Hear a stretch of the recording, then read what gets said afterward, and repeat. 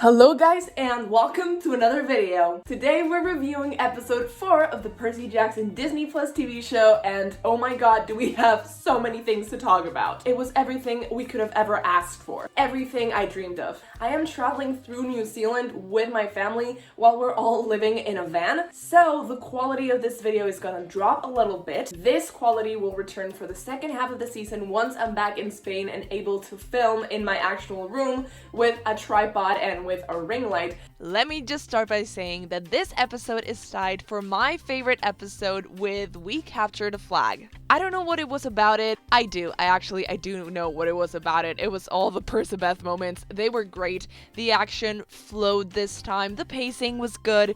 It all worked. The humor was there. I just loved this episode, so let's talk about it. So this episode starts off with kind of like a dream sequence / flashback. Little baby Percy and Sally, and they're doing like a mother-son swimming class, and Percy's very afraid of the water, which obviously is super cute. So Percy's nervous and he starts like making a little bit of a scene, which makes Sally nervous, and then Percy's like, okay mama, just breathe, okay, just breathe, that's what you tell me, which then is brought full circle at the end of the episode. And after that it like fades away to Percy having a bad dream as a kid. Like his presence in the dream is of him being a child, with the weird Dementor Kronos that we've been getting in the other episodes. Kronos is just being like very creepy, has a like very gravely voice. He's not talking to Ares or to Luke, he's talking directly to Percy in his dreams, and we have absolutely no clue as to who that might be. We just like, he's just a creepy Dementor, like, you know, he kind of looks like death. That's all we know. There's like no hint, no clues as to whom he might be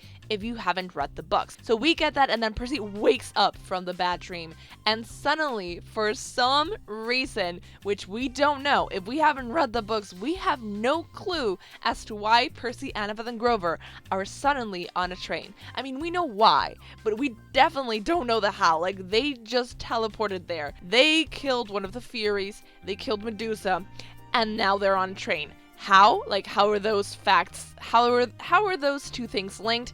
We will never know, because they will never tell us. I absolutely adore the start of this episode, because once Percy wakes up from the nightmare, he's obviously shaking, so he's like, are you awake? And you're thinking like, oh, who might be there with him? Like, it might be Grover. They're like in a sleeping cart, like, who is there? Who's gonna be awake? And then a couple of seconds pass by, nobody answers, and then Annabeth's like, yes. There's a lot of interpretations of this. Like, did Annabeth not want to say that she was awake? Was Annabeth waiting to hear if Grover was going to answer, and just in case Percy was asking Grover, and her not being like, I want to insert myself into this conversation? I don't know.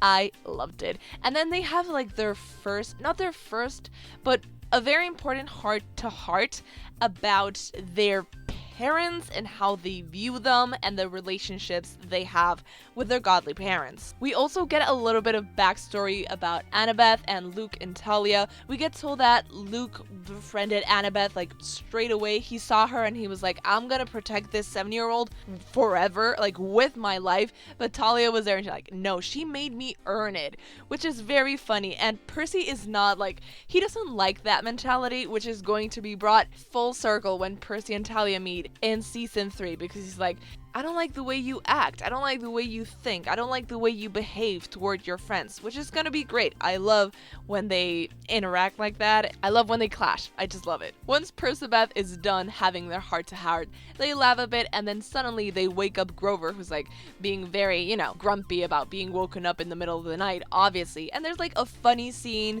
You can tell that Annabeth and Grover know each other, and that like the three of them, they have the makings of a great friendship trio. Obviously, I love anything that Grover does. Like, I think he is the best cast actor and the best written, so obviously every time he opens his mouth I'm like, yes! Yes! The only tiny little negative thing I would have to say about the beginning of this episode is not even negative. It's just like, I think them being on a train suddenly after the ending of the previous episode is a bit jarring. I was like, how did they teleport there? But otherwise, love the beginning of the episode. So then the trio is having breakfast in the train cart. They're planning what to do next. Percy's like, can I ask like a really dumb question? And I knew what was coming because I know Annabeth and dumb questions. Like, was it hard playing dumb? So I knew her sass was coming, and it did, and I loved it. And after that, they get like their tickets, and they're told like, oh, come with me, because this was your room, and the room has been like exploded. Like it imploded, basically, and everything has been like rummaged through, stolen, destroyed, basically. And Percy's like, you think we did this? Why and how would we have done that? It was a very funny scene. We definitely finally get to see that Walker playing Percy's humor, being, what do they say, irreverent? I love it. Do they say irreverent, or do they say no, irreverent? So then the kids are taken by the police officers, or like the people in charge of security there, and we meet Echidna, who of course is a woman. Every single monster we've seen so far in the show has been a woman, like very well put together woman who walks very slowly but very menacingly towards our main characters. Like that's what I've noticed. All three of our women, like we get Fury number 1, we get Echidna, and we also get Medusa. All very beautiful women on the outside. Obviously, appearances aren't everything that they seem. Appearance matters, but not here. Like, they can be deceiving. Yes, but whenever they are threatening our main trio of children, they just walk towards them very slowly, giving them any chance they want to escape. But they're like, oh, this is so scary. And I guess it is if you're in that situation, but oh my god, can like something else happen? Can they like hurry it up? I don't know, try to walk faster for a change. Maybe you would kill a demigod or two that way. But moving on from that, Echidna starts talking to them. She absolutely like discloses who she is from the get-go. The kids are like frozen in fear in their seats. That's one of the things I was like, do something, move. But I understand, you know, if I were a 12-year-old kid and the mother of monsters just outed herself to me, I would also maybe be like, I'm just gonna sit here and see what happens, I guess. After that, Percy gets stabbed by the Chimera on the shoulder, and they're like, I don't know, is that poisonous? Let's not check it. Let's just go to the Ark. Once they're in St. Louis, Annabeth has this really good idea that the only place they're not going to get attacked by the monster that's hunting them is to go to a temple. And they're like, there's no temples in St. Louis, but apparently the St. Louis Ark is a temple built for Athena by a kid of Athena. Architecture and all that. Annabeth just wanted to go there in the books, and that's what they went there, I believe. I'm sorry, I'm not always right. I know it's surprising, but it's the truth. They go there because obviously it's supposed to be a safe space, and Annabeth's like, if we respect the gods and we're on their side, they will be on our corner no matter what. So Annabeth really believes this. They go there, and we get like a really cute line from Annabeth. She's spouting architecture facts about the St. Louis Ark, and that's the most Annabeth-coded thing that she could have done. I loved it. When I started hearing her monologue, I was like, oh my god, that's her. Thank you. That's what I wanted. That's what everyone wanted, and I'm so happy that they included that. And then afterwards, Percy is a little dejected because of what the Ark actually means. I haven't been there. I don't know the history, so I was a bit confused, but it's something to do with like hunting animals, at least the pictures that they showed. So he leaves to like do something else and to leave Percabeth to have a moment on their own. Grover, we thank you for your service. Special reminder, this is the last day I'm gonna be filming from this van, so can't wait to film from my own house, which doesn't move when I go like this. So Percabeth are left alone, and obviously they start talking again. They like, Percy's like, do you wonder if Athena will come down and greet us? And Annabeth's like, what are you saying? And then Percy like mimics Athena with a weird like squeaky British accent, which makes Annabeth laugh and smile, and I'm like, yeah, that's basically my reaction to any time they like share eye contact. I'm a simp for their love. So, I don't know how we get to this point in the conversation, but Percy's like, my dad has done nothing for me. You've done more for me in this last couple of days than he has in my whole life. If it came down to it, to backing one of you, it's implied that he was going to say, I would back you up, or like, I would be with you or on your team or whatever. And Annabeth's like, careful. It sounded like you were about to call me your friend. The fates must be laughing at us from somewhere. And then Percy just faints into her arms. So, just perfect. Obviously, I love that Percabeth interaction. It really paralleled in my mind the scene in the books where they're in the truck with, the zebra and the lion and whatever. They're going to Las Vegas. And Annabeth obviously says, because you're my friend, Seaweed Brain. Any more stupid questions? I think that might still be coming. I think it's coming, definitely. Because it's such an iconic line, and it's so important, I think, for her to be the one that calls him a friend. I think it would work very well for the characters, like a great character arc moment, and also like a great parallel for us, like viewers, to be like, oh my god, now she's the one saying it.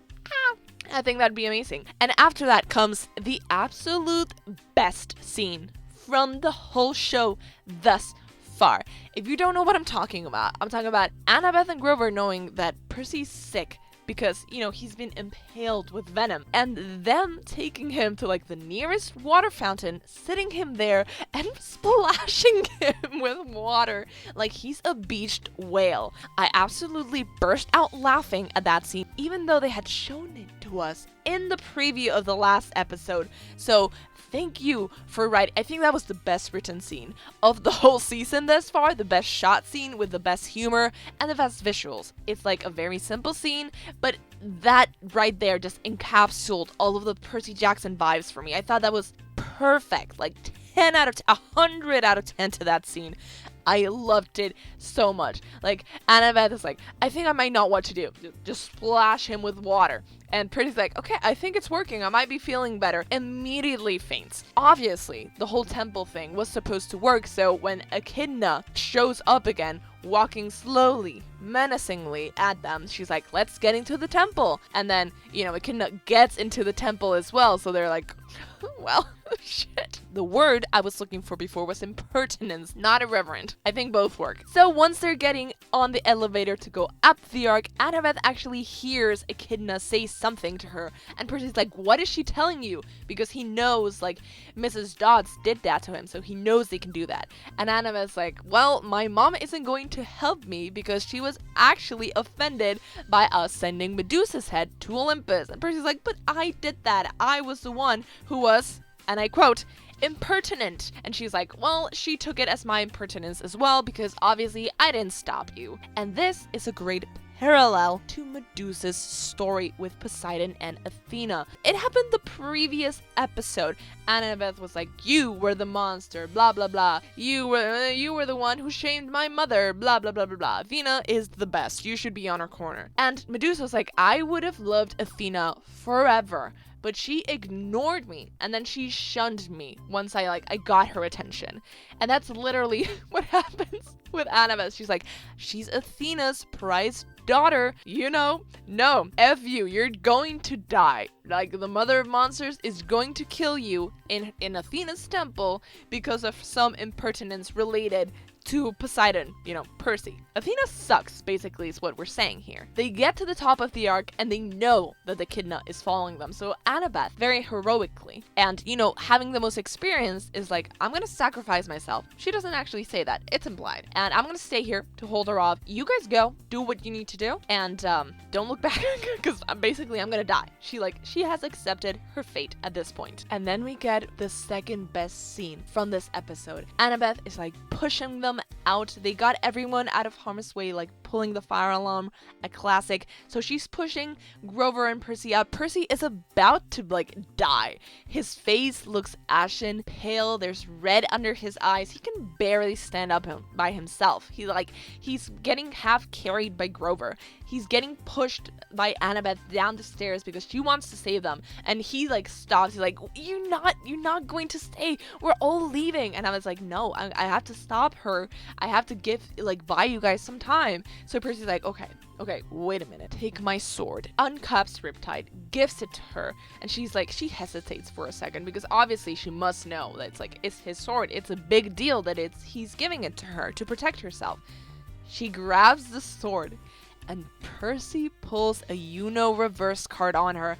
He grabs her, pulls her down the stairs, and takes her place, closes the door, and they are left shook. Annabeth's face was like, oh my god, I cannot believe you would sacrifice your life for me. And they start shouting, Annabeth and Grover, Percy, get out. It was such a good scene. I loved it. And after that, we have Percy's first loss in combat, which is such an important moment in the books and in the show, because up till now, Percy has faced 3 monsters. Oh my god, I forgot about the Minotaur being male. I was just counting the humanoid monsters. Obviously, the Minotaur wasn't a woman walking slowly but menacingly towards Percy. It doesn't count because he's like basically an animal. So Percy has faced 3 monsters thus far, apart from Echidna. He has beat every single one of them. He has 3 kills under his belt. This boy has gotten really lucky, but he is about to die because he's being slowly poisoned. He can barely stand up. You know, he holds his own for like a couple of seconds, but then for some reason Echidna blows a hole on the ground. He falls through it. He's like grasping it, and that moment we were all sitting there on the edge of our seats being like, how is Percy going to make the jump from the St. Louis Arc to the river? Because it's not right underneath it, it's not right next to it, it's like a couple of 100 feet away from it. I don't know what feet are.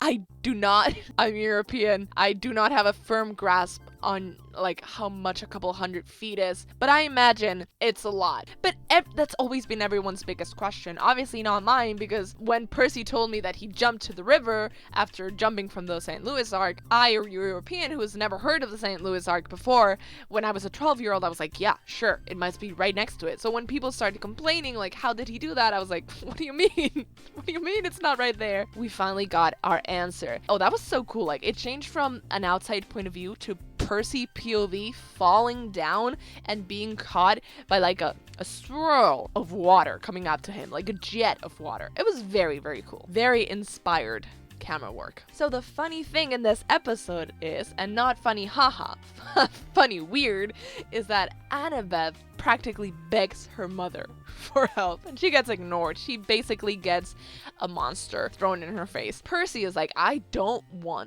need, I'm not even gonna ask for Poseidon's help. And obviously, he actually gets Poseidon's help. Poseidon might have his own selfish reasons, obviously, because he needs Percy to complete the quest to, you know, clean his own name, but the fact still stands that Poseidon actually helps Percy, and Athena antagonizes Annabeth willingly and actively. So after Percy falls into the water, it's the first time he's like, oh my god, I can actually breathe underwater. Imagine that. Imagine that. So he's there panicking, and then the Nereid, I never know how to pronounce Greek things in English. I'm sorry. She starts saying things, and Percy's like, oh my god, I'm freaking out. I'm gonna die. And then she says, just breathe, which reminds Percy of what Sally used to tell him, and he's like, and I think the episode ends there. That's all we got. A lot of people are complaining that this should have been like a whole movie. How was it a 30-minute episode and 3 of those minutes were credits? I don't know. I agree, it should have been longer. It deserved better. Like, if we get it season 2, we better be getting at least 40 minutes per episode. Every single episode. I would say 50. I would even say an hour would be necessary. And I think if we get more seasons, they could potentially be longer episodes. And we're gonna need longer episodes with each season. Starting from book 3, dudes, we're gonna need longer episodes. And then, of course, we get the preview, and oh my god, how I was screaming when I watched it, because the preview is basically for episode 5, and that's when they help Ares do the thing at Waterland. And of course, it's just Percy and Annabeth for most of the episode in the tunnel of love. So besides them being alone, you know, in like the little floating boat, we get Percy sitting on a golden throne being engulfed by the throne itself, and Annabeth being like, Percy, stand up! Or like, she's so distressed for him. She's like, oh my god, Percy, stand up! And it's great, you know, to see her like that for him. Because obviously she fell first and then he fell harder, but she definitely fell first. I think you can almost start to see it already in these episodes. Percy, get up! And then we get a Percabeth hug, which I had seen before. I thought it was going to be in this episode, but no, it's going to be in the next one, which means, people, that we're getting a hug in episode 5 and probably episode 8, which brings up the total of Percabeth hugs in this season up to 2 at the least, and I'm so happy about it. And it looks like one of those hugs where Annabeth just like throws her arms around Percy, and Percy's like surprised at first, so he doesn't return the hug, but then he does. And it's giving me Belark season 2 episode 5 hug vibes, and that's everything I could have asked for from like a Percabeth hug. That is probably the best hug in television history. I'm hoping this is a contender, but yeah, basically really looking forward to all of the next episode. We're going to get more great interactions between Grover, Percy, and Annabeth. Let's remember that as of right now, Grover and Annabeth probably think that Percy is very dead because he closed the door to buy them some time. Okay, he might still be alive, but now the arc exploded and he fell from there. So, it's not looking like he's going to survive, so they must be pretty afraid for him right now. So I'm guessing that hug is going to be their little reunion. Annabeth being like, oh my god, you survived. You sacrificed yourself for me. You took my place, and you survived. You came back. Oh my god. Can't wait to watch the next episode. Let me know your favorite part of the episode down below. For me, it definitely has to be like the favorite part of the whole series so far. Percy just sitting there, like defeated, dying because of venom, and then Annabeth and Grover just like splashing him with water like a beached whale that he is. It's so good, but take it away, past me. Episode 4, oh my god. What a whirlwind of emotion. I'm guessing I loved every single bit of it, but Present Unclaimed will let you know if I was right or if I was wrong. Hopefully, I'm right. But oh my god, we finally got Ares, and was he crazy or was he insane? I loved him. Just putting that out there, that's what I think I'm gonna actually say in my review. Tunnel of Love was a crazy scene, and oh my god, we finally got that Ares and Grover interaction that they were telling us in those interviews. I'm guessing it's in this episode while Percabeth is doing their thing in the Tunnel of Love. Not like that, people. Get your head out of the gutter. Here, instead of that other time that Grover could interact with Ares, which would be in the second to last episode, after or before Percy fights Ares. I don't know how that would happen. This makes more logical sense to me. So I'm going with this. Betting it all on this episode. So please leave a like if you like this video. Comment down below your favorite part of the video and why it was Percabeth. Subscribe if you haven't already and click that bell button to get notifications every time I post a new video. I post videos just like this, except maybe better quality, normally every single Friday. And I guess I'll see you guys next time with episode 5. Bye!